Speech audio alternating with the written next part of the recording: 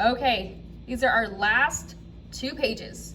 We have inequalities, which are 2 steps, and this is our second to last page.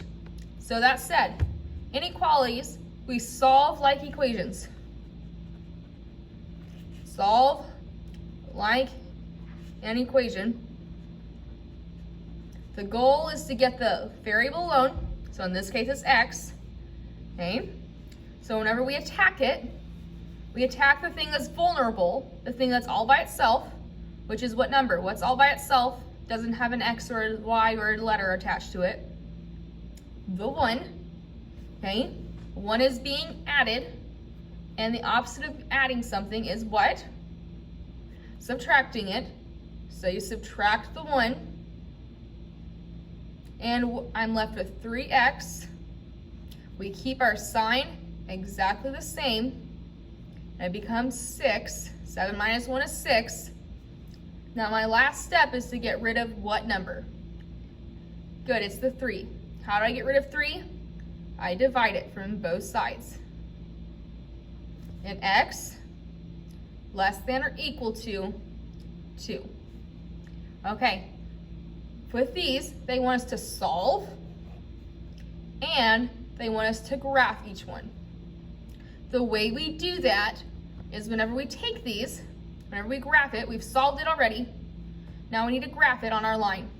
The way we do that, we find the number that it says that's less than, greater than, equal to, and we circle it on our line. So in this case, it's 2.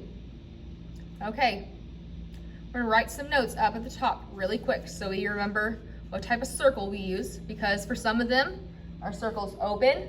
For some of them, our circle is closed.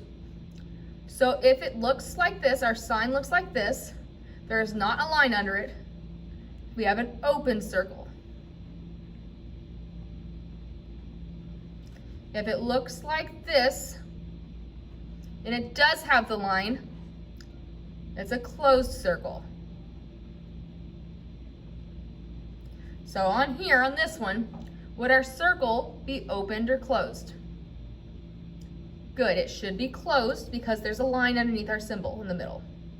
So we circle it, we close it. Okay, next thing we do, okay, is we decide this is saying x is less than or equal to 2. So, which direction has things that are less than 2? Which is smaller than 2, the 0 or the 4? The 0 is smaller than 2, so we draw our line to the left, and we draw the arrow, indicating it's everything to the left of 2. Okay, I'm gonna do one more because I want you to try, just be aware of what this looks like. We're gonna do number 3 together as well. So the thing we touch first with 3, before we can do anything else that's attaching to this x right here, okay, we have to get rid of the thing that's being divided. It says dividing in fractions makes everything more complicated.